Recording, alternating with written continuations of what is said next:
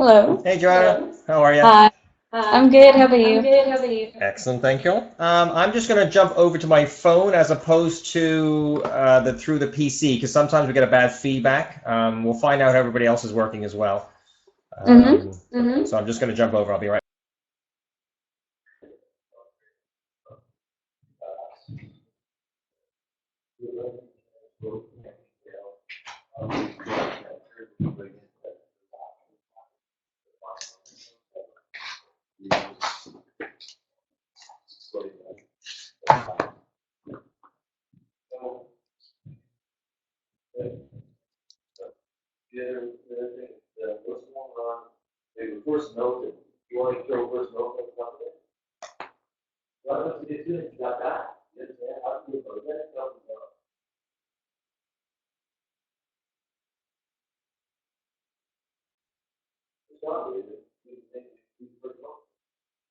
Can you hear me, Joanna?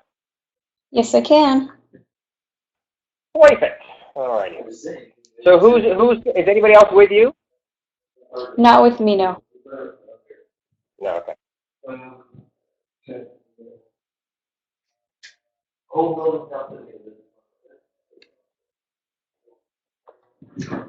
Is that somebody in the background with you, I presume? Sorry? Is that noise in the background with you, or is that somebody else trying to get in? Maybe it's someone else. I don't hear anything. Oh, is that right? Okay, I hear somebody in the background. So let's see what we're going on. Usually, the first time we get this set up, it takes a while for everybody to make sure they're dialing correctly. And Mm-hmm.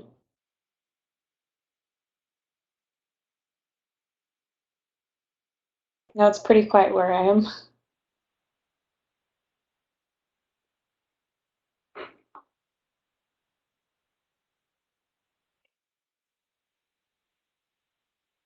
where are you? Like you're at home, I'm assuming?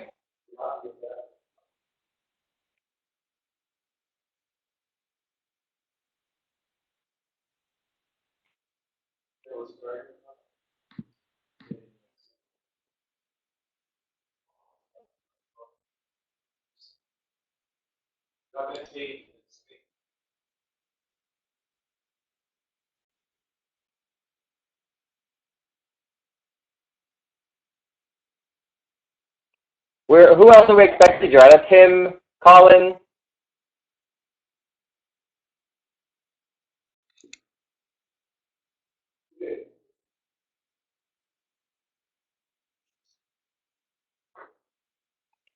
Can you hear me, Joanna?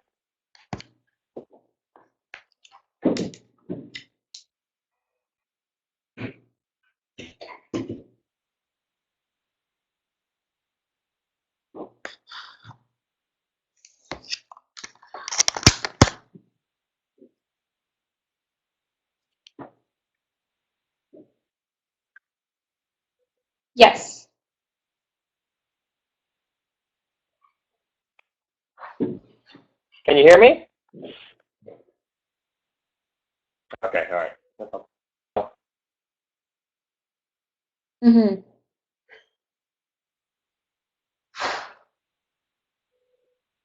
Okay. Sorry? What do you do over at Piper's? I just cut out. I can't hear. What do you Keeps do at cutting out. Piper's? You should call in on the phone number, the 647 number that's on the invitation, and put in the PIN. Okay.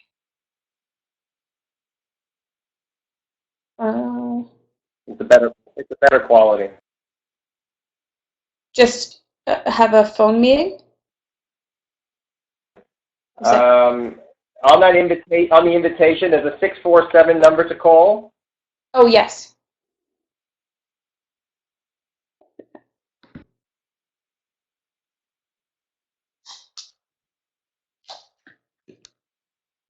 And the PIN is 515524. I'll put it in the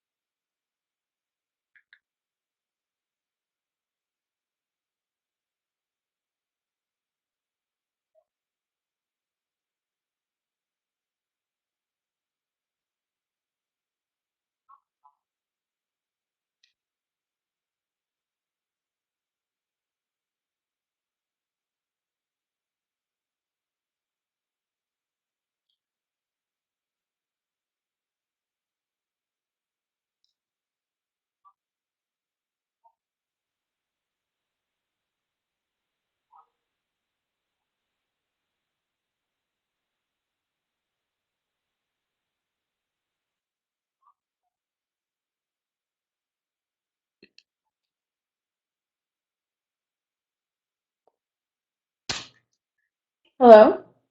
Hello? There we go.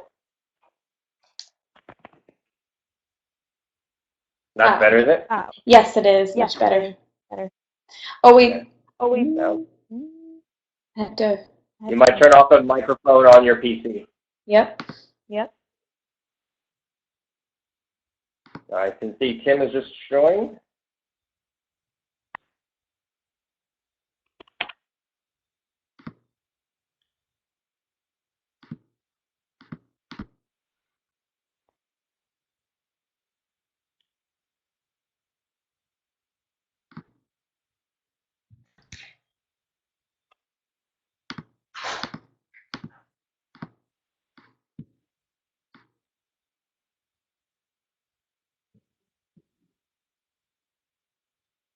So what do you do at Piper's, Joanna? I actually just started. So at the moment, I have a bunch of roles. I don't really yet. I pretty much just started yesterday. Oh, is that right? Cool. Well, you're like within the pro shop or in the bar area, or? No, I'm in the office helping out. Tim and Colin, I presume? Oh, Mark and Sal. Oh, that'll be fun. Mhm. So you met Mark and still took the job. Oh, that's interesting. Mhm. I've known Mark for 10 years now, so I'm 11, more than that. I'm allowed to say that. Oh wow. Yeah. Do you know what you, actually, I'll just give you an idea. What you need to do is, do you know anything about soccer? Yes. You do, okay. So he's a German, right? He's a Schalke fan. So what you need to do is at one point in the summer, you need to come in with a Bayern Munich hat and scarf. Okay. Have a little bit of fun. I'll get you one, actually. I'll make sure you have it. Yeah. Oh, perfect. Yes. Okay. I need to get it this side. Are you there, Timothy?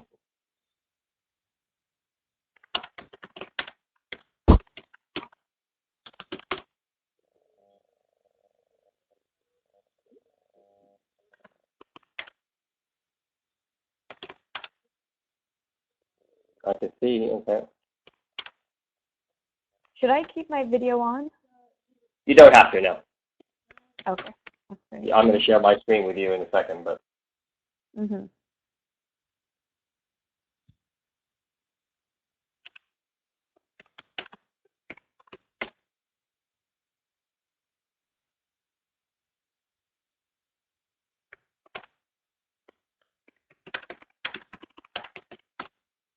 I think we're still waiting for Melissa from the ministry.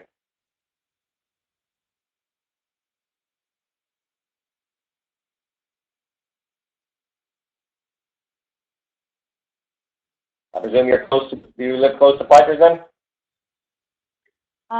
Yeah, sort of. I live in Hamilton. Hamilton? Yeah, I'm just out. Well, there you go. I'm in Wardown. Oh, wow. So I used to be in Oak. I was in Oakville for 20 years and just moved out here a couple of years ago. So my daughter's probably your age. She's 23. One of them anyway. And we have a horse farm out here, so she buys and sells and trains and boards and that kind of stuff. Oh, So wow. if you ever want to see any horses, we're near you. Hello. Ooh. Hello. Who's that? Carl. Tim, how are you? Good, buddy. How you doing, man? Good, good. Hello, Carl. Hello? Hi. Who do we got here? What do we got? I can see Colin. So we've got Joanna. We've got Tim. Is that Colin? I can see him. Colin just got on in his phone because the Yes, I can see. It looks like he's on a Samsung Google phone. It looks like. Yep, he's on his phone. And then Nigel's trying here. We're all in the same office, so we're all... Nigel can just look over your shoulder for now. Have we got Melissa on yet? No. Nigel, you can just look over the shoulder, he said. You don't need to log on there. Yeah, you can't get in.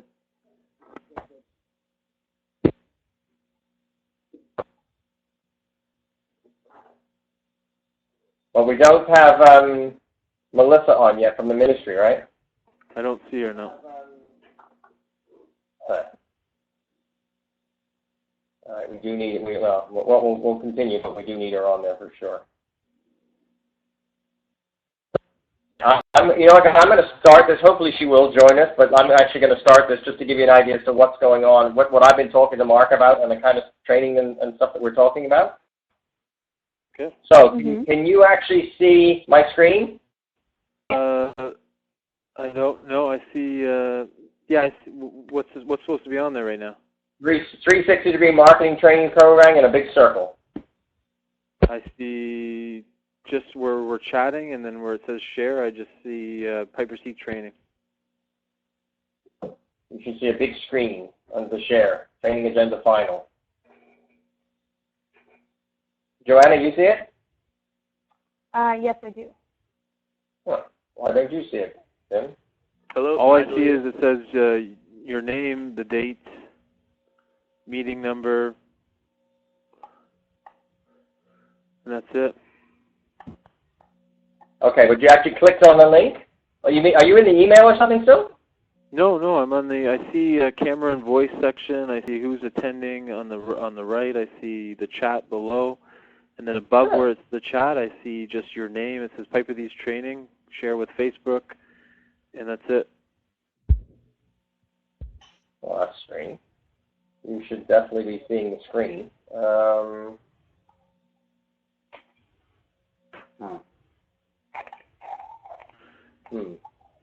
now hold it on. went all white. Oh, okay, all right. Well, let me see if I can share. Progress. Okay, hold on. What do you want, a PC? Well, it shouldn't matter, actually. So give me 2 seconds. I'm just going to share a screen. Let's see if you can actually see that instead.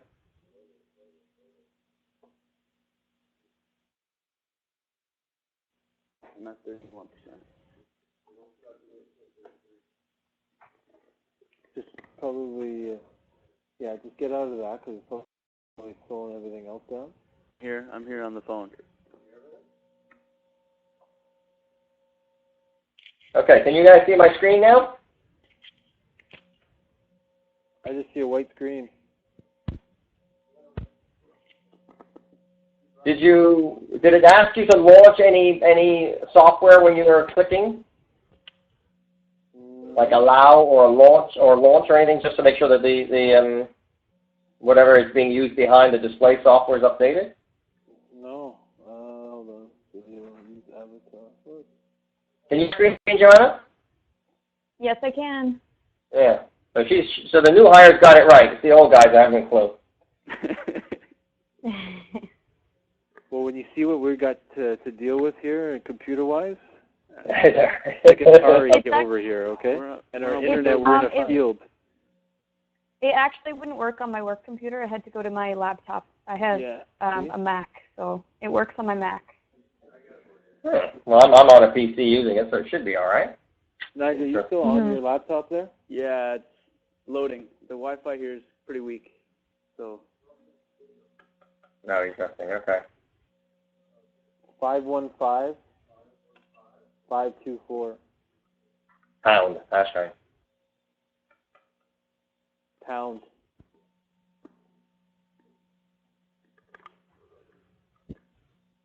Okay, well, we might have to look over Colin's phone here to get the screen.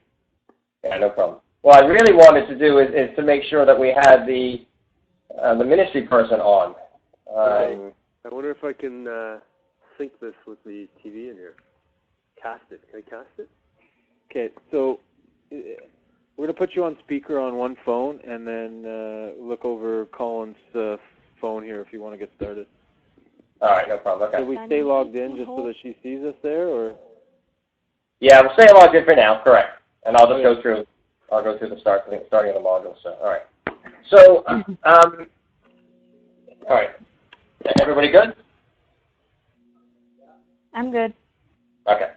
So here's the deal, guys. This is a digital marketing course, and what we're going to do is we are going to go through a number of these different lesson modules as such over the next few weeks. We've got a shortened time frame here to do it all, but it won't be a problem. We'll get it all in. The difference with this training, however, is I'm going to show you things that are capable, what we're capable of doing in the digital marketing space, as well as we're going to do some implementation of these things so you can actually learn and do as opposed to simply learn and forget. And that's the whole idea of this program, is that you actually can, but by the time we're finished here, you can actually implement the things that we're talking about and run campaigns and run social events and things like that on your own. So we are very, very different in terms of how we approach the marketplace in terms of digital marketing. because we are extremely conversion driven, and we want to make sure 100% that whatever we do, we set objectives ahead of time. We can measure against objectives, and then we can analyze and then readjust or retarget. So this is not a typical marketing company where you brand stuff, where you get a bunch of likes and that's the end objective, and you don't really know what the heck you're doing after that. We build lists, but we want to make sure that everything we do has a very, very specific path, and therefore we're all accountable. If somebody's going to spend some hard-earned dollars on driving some kind of marketing campaign, it behooves us to actually make that dollar accountable, and therefore you will understand, hey, should we spend money over here versus should we spend money over there? We'll tell you, because we know exactly what's working and what's not every single day. And I do mean every single day, because from a reporting point of view, we can do that. We can track stuff that's going on constantly. So up on the screen right now, you'll see there's a circle here. This is our 360-degree circle. So what we're doing is the following. We analyze the business. So Tim, from your point of view, in terms of the business, and Colin, from the business point of view, what you're trying to be. You want to have weddings. Mark and I talked about this 2 years ago. You wanted more weddings on certain days, but other ones you didn't need. You do want some more rounds, but you don't need rounds here and here. You probably need them on the Monday to Wednesday on the shoulder season, blah, blah, blah. You have a value ladder of a number of different products that start at very, very low all the way up to your top-end product, and you want to be able to up and down and upsell and downsell your client on these products. That's the analysis side. So we're going to go into, what does your business look like versus clients, across the street? What assets do you have? I.e., yes, you have a wonderful golf course with some really nice hats. Okay. What digital assets do you have? What does your Facebook look like? What do your social accounts look like? What kind of reach have they got? What kind of SEO are you doing on your site? We can do all of this analysis once we look into your system, press a few buttons. We've got all these customized reports that we build, and then we can tell you exactly who is coming to your site, who is, what your audience looks like. Can we create lookalike audiences? Can we retarget them? Blah, blah, blah, blah, blah, blah. It'll stun you what you can actually find out nowadays about client behavior online, regardless of their channel. And by channel, I mean websites, social accounts, Pinterest, things like that. So once we've done that analysis, we now have an idea as to who we are, where we want to be, i.e. some objectives going forward, what our competitors look like online and offline, because we will, from an offline point of view, Tim, and you guys will know this from a business point of view already. And therefore, we'll be able to start to come up with some strategies as to what we want to do. So if we fast forward to, let's assume we've done the analysis, then we can actually say, okay, we are going to come up with some campaigns. And what are those campaigns going to be? Well, from a business point of view, we want to, give you an example, we want to drive more golf rounds Monday to Wednesday in the shoulder season. Shoulder season defined up to June 15th, and then maybe after September 15th. Fine. What's the offer? What's the business offer going to look like? What's the target market? Give me a profile of that target market. And when I say profile, I mean I want to know what color underwear they wear. All the way down as specific as we possibly can, because on using our channels, we can get that specific. On Facebook, I can target very, very specific people. On Google, I can target very, very specific people. In your email, once we start to build it out correctly, we can segment it and target those specific people. So in that number 2 section here that we're talking about, that's your traffic generation. That is, we've taken the business analysis, we've decided what we want to do, we're now going to choose our channels, i.e. how we're going to get out there, Facebook, Pinterest, Instagram, website, email, whatever it happens to be, and then we can actually run campaigns. Make sense? Mm-hmm. Okay. Tim, still there?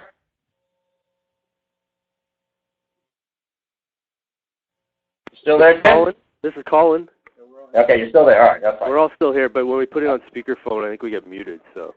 Yeah, not a problem. Okay. What's that? That's good. Just want to make sure. So, from Joanna's point of view, she can see module 2 here, but this is the whole idea. We've defined the target market. We're finding who the buyer is, the core buyer, and then we're figuring out how to communicate with them. We then look at the technical tools we've got: website, landing pages, your email, your social media, call tracking, and then e-commerce tools. Okay. So again, things like this: Google call tracking. Did you know that we can actually set up a call tracking service whereby, depending on where your customer journey starts, i.e., I clicked on a website, I clicked on a Facebook ad or a Facebook post, up pops a Google number. That Google number is unique to you. It's not the same number. It's not the 905 number that's being dialed by the local person that happens to see it on your homepage. It's a specific, unique number associated with a campaign we're running. Therefore, we know if our ad was to get, if our conversion goal was to get somebody to call a phone number, we can track that they've actually called that number. Why? Because that number is unique. However, that number then translates back to your 905 when it rings at your desk. So there's no interruption from a business point of view on your side. The phone continues to ring. All we've done is made sure we know where it's coming from. So if we run an ad on, if we run a Google ad as such, and we're running it for the 2 weeks, and we send it to a specific call number, we now know 55 people called that number. And we know it came from this ad. And when they come through, we're tracking their name because it's available on their phone, their phone number because it's available, their location because it's available, and then we're tracking how long they stayed on the phone. We're recording the call.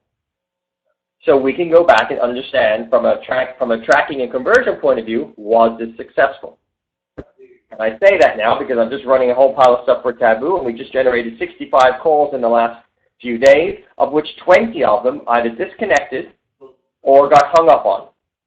So that's a problem. I don't want a third of all the traffic I generate to you having the conversation disconnected. That's not good. But I can tell you that. So if somebody says to me, well, look, we got 60 calls, but we're not making any money. Well, I'll tell you right now, 20 of them got disconnected. You're not going to make any money when you disconnect a phone call. So that kind of detail in terms of what we're able to capture is possible, and much, much more. So that's the point here, is that you can understand that. So for Joanna, I'm just going back to my circle here. So we've done, I just keep repeating it. We've done the business analysis of what we're trying to do. We've defined our traffic. We define who we are going to use, where we're going to try to touch that customer and start that customer experience, Facebook, email, whatever it happens to be. And then number 3 in the circle is the conversion side. So this is where we're actually saying, okay, the client has been attracted, the client has started a journey with us, and what do we now do? We make sure that we pick up the damn phone. We make sure that if they're going through a social interaction with us, that we are engaging with them. In other words, we are responding to comments on Facebook. We are creating a path for them, the journey on the way to a sale or whatever it happens to be. And they click through here, they click through there. Let's say we send a blog post, and from the blog post we send them to another piece of content. We are making sure that we're tracking that journey such that I know 50 people went to the blog post today. I know that from those 50 people, 25 continued on the journey to the next piece that we wanted them to go. I also know that 25 exited. I could also tell you the 25 people that exited where they went next. On the web, not necessarily on Piper's Heath, things like that. That helps us understand going forward what we can do with that client, because every single time a client takes a journey with us, we are capturing that client and then being able to retarget to them. Example, I send you to a blog post, I send you to another piece of content which is about turf maintenance, and you've read it. I've now captured you and your characteristics. If I want to then target a very specific piece of content to you around turf maintenance, because guess what? You're interested. You've already started a journey with us and spent 7 minutes looking, on that journey through turf maintenance. I can now retarget you with content around turf maintenance directly, which you didn't realize you could do. I also, so I got 50 of you like that are interested in turf maintenance. I can also, for example, in Facebook, I can go and ask Facebook to go and find me a lookalike audience of people like those 50 in this area. So I've identified 50 people that have started a journey with me that they spent 7 minutes. That's a good number. They're quite interested in me. I can now go and find a whole pile of them like that in Facebook and target them too. Did you know you could do that? Probably not. So, and this is a tip of the iceberg, but the whole idea here is that we are creating the ability to track your journey and then create similar, or what they call custom audiences at each part of that journey so that we can re-engage somebody and retarget them in the future. Might sound creepy. Get over it. It's the way in which the world is working now. You all know that when you go on the web and you start surfing a whole pile of different sites, that eventually on Facebook and on the, on your browser, you will get ads related to what you were searching on. You know that. That's happening right now. I'm just popping through here the modules and stuff. So module 3 is a sales and marketing funnel development, and we will actually talk about what tools we can use that you already have today, and then what tools we can add on to your existing business assets, your website, et cetera, to be able to do things like tracking as well as set up shopping cart, for example, if you're looking to sell other stuff, integrate it with your POS system, whatever it happens to be, so that you can say, by the end of it, my customer started here, i.e. they saw me on the web with this ad, and they finished by buying a foursome on Mother's Day or a brunch on Mother's Day for 4 people. I can show you the sales cycle. I can show you the time to complete. I can show you where they came in and what journey they took along the way. And if you can imagine that, well, wouldn't I try to repeat that? If I now know that I've just got 24 people that booked Mother's Day and they saw this ad and they consume the following content, well, I can go and retarget another 5,000 of those, if I like, with that similar profile in the area. So instead of, I guess the key, the way to think about this is, instead of trying sort of setting up a marketing plan and hoping and praying that somebody actually shows up, wouldn't it be nice if you could actually go and find out if they're going to show up ahead of time before I go and spend all that money? Well, I can do that. I can actually run campaigns so that I can start to identify unique characteristics of people, behavior, and customer journey path, what they do, and what I call psychographics, i.e. an understanding of an individual. And then I can retarget that person and that group, and I can find groups that are similar to them. And then the last part of this is the analysis of the campaign. So we have a bunch of different tools that once we've set all this in motion, we are running analysis to see how well it's working. So in many cases, many companies will run marketing campaigns, and 80% of those campaigns will fail. And they'll fail because of many, many different reasons, but half the time they won't know what the reason is. So somebody will say to me, I'd like to spend some money on a radio ad, $10,000, and I'll say, that's great. What did it get you? Oh, I don't really know, but they'll tell me the reach. They'll tell me my profile of the people I'm going to see and how many people listen to this station between this time and this time. That's fine, but I want to know ROI. I want to know, did they engage with me? Did they come onto my website? Did they spend some time with me? Did they ask more questions? Did they refer me, et cetera, et cetera? And none of those traditional media will be able to tell you that. Now, that doesn't necessarily mean that radio is bad. All it means is you don't know. What I want to make sure of is we put into place things that when you go forward, you will know. So that radio ad could be the best thing you've ever done. But you don't know. So let's just make sure that you do know for the next time you have to make that decision. So that's called completing the workflow back, from one end to the other and such. So the last thing in this circle as such is we've done the analysis, we've decided what traffic we're going to use, we've set up the conversion funnels in terms of the process that people are going to go through, and then we've reported, evaluated, analyzed, and now we can make decisions going forward as to what makes sense. Now, it sounds like a long process. It's not. Once you've actually got this in place, you can turn on and off campaigns and report and analyze in a matter of hours and days sometimes. If something's not working after 2 or 3 days, we can tweak it and change it and go again. Very, very quickly, whereas with the traditional stuff, obviously you can't rewrite the paper ad, and you can't really change the radio commercial that quickly either, that kind of stuff. So again, only Joanna can see this, but the key here is the following, and it's a step-by-step process. You generate a lead, you engage that lead, you indoctrinate that lead, i.e. you get them to love you. You close the lead, you upsell the buyer. Just because they've opened the office, why would you not ask them to do it again? They're already sitting there with their wallet or their Visa card open. Don't let them go yet. You evaluate your campaign, you segment your leads out so that you understand who's buying what and why, and then you can re-engage those leads again, close and repeat. So don't just think that a client comes in and buys a foursome and that's it. That's all they can do. That's all they're ever going to buy from you. That's absolutely not true. Particularly in the golf business, you've got lots and lots of other products and services that you can upsell and downsell once you understand a little bit more about that client.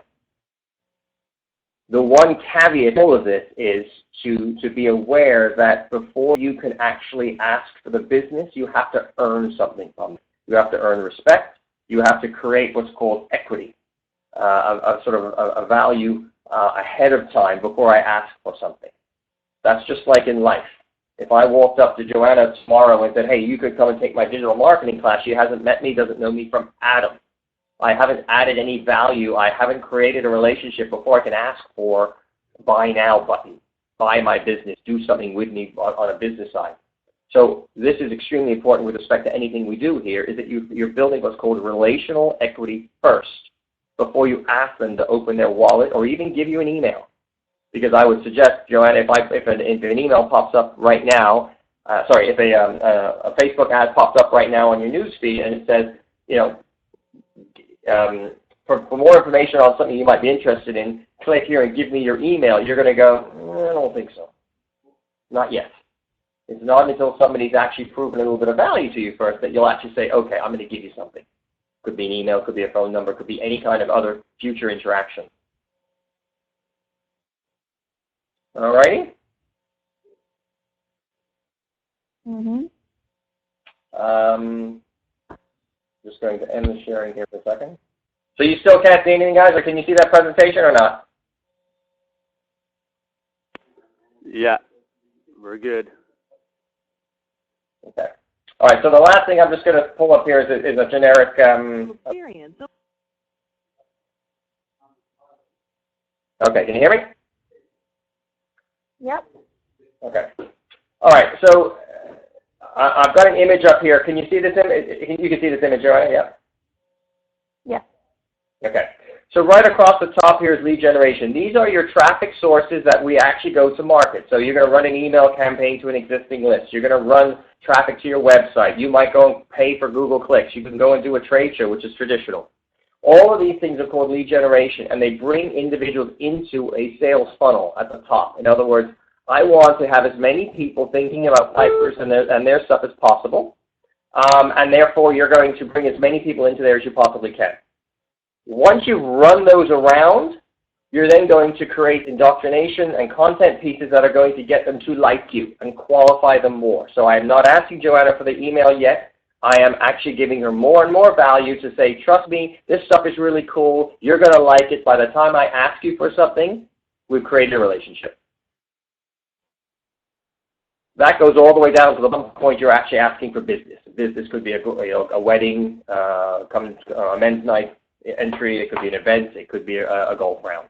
But that's the kind of model that you can get so that you actually understand. And if you think about it, in order to fill up the golf course of 36,000 people a year, you're probably going to have to touch and interact with 300,000. So 300,000 at the top, 36,000 sit at the bottom. Okay. Mark just gets a call, so I'm not sure what's going on.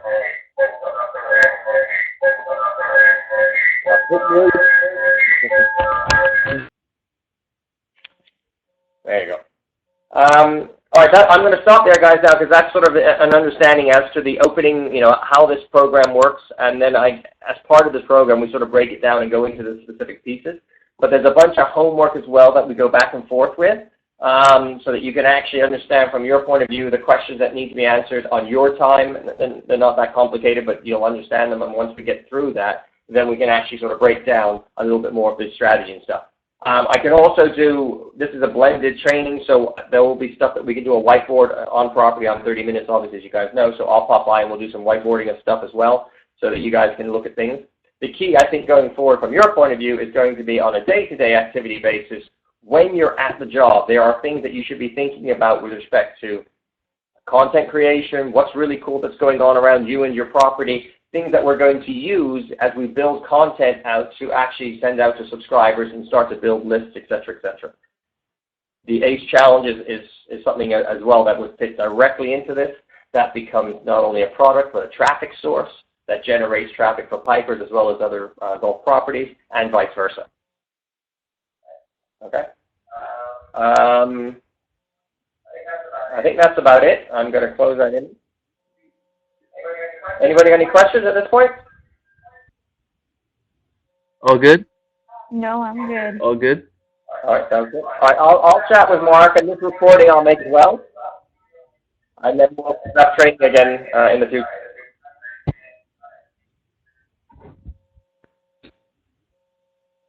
Everybody good? All good. Thanks, Carl. Mhm. All right, sounds good, guys. Thanks very much. I'll get back in touch with Mark and Tim, and we'll set up next one. Sounds good. Thank you. All right, thanks, guys. Bye. Looking forward to it. Bye.